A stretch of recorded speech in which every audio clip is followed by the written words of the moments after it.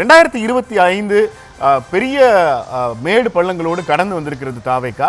2026 அவங்களுக்கு ஆரம்பிக்கிறதே ஜனநாயகனோட ரிலீஸ்லேருந்து ஆரம்பிக்கிறாங்க. மொத்த தாவேகா கட்சி மலேசியாவுக்கு போயிட்டாங்க போலயே. தமிழ்நாட்டில் யார் கட்சியை நடத்திட்டு இருந்தா அந்த நாள்? நெல்சன், ஆடியோ லான்ச்சுக்கு முன்னாடி இதுக்கு முன்னாடி கரூர் துயர சம்பவம் முன்பு பின்புன்னு பிரிச்ச மாதிரி செங்கோட்டையினுடைய வருகைக்கு முன்பு பின்புன்னு பிரிச்சாகணும். அதை நம்ம கண்டிப்பா பார்த்தாகணும் நெல்சன். காரணம், இதற்கு முன்பு வரைக்கும் கூட்டணி பேச்சுவார்த்தை அப்படிங்கிறது அரசியல் களத்துல அரசியல் நோக்கர்களும் செய்தியாளர்களும் பத்திரிகைகள்ல மட்டுமே வந்திருந்தது. அதன் முதலாக கூட்டணி பேச்சுவார்த்தைக்குன்னு குழு அமைச்சது செங்கோட்டையன் தான்.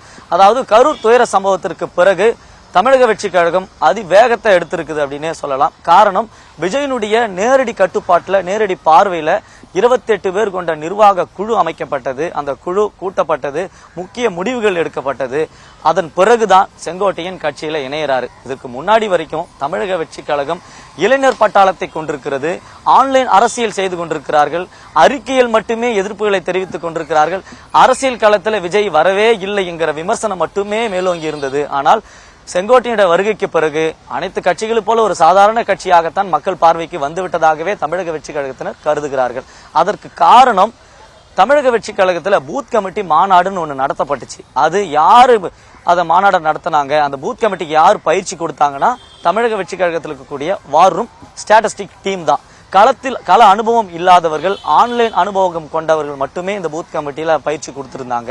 செங்கோட்டையின் வருகைக்கு பிறகு முதலாக களத்தில் இறங்கி அவர் 4 மாவட்டத்துக்கு பொறுப்பாளராக அறிவிச்சிருக்கிறாங்க, அமைப்பு செயலாளராக இருக்கிறாரு.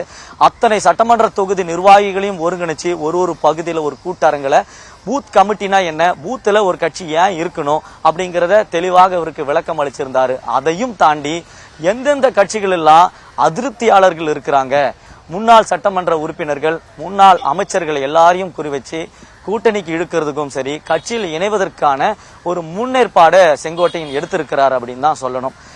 இத்தனை நாட்களாக கட்சி தொடங்கி 2 ஆண்டுகள் ஆயிடுச்சு. தேர்தலுக்கு இன்னும் 4 மாதங்கள் தான் இருக்குது.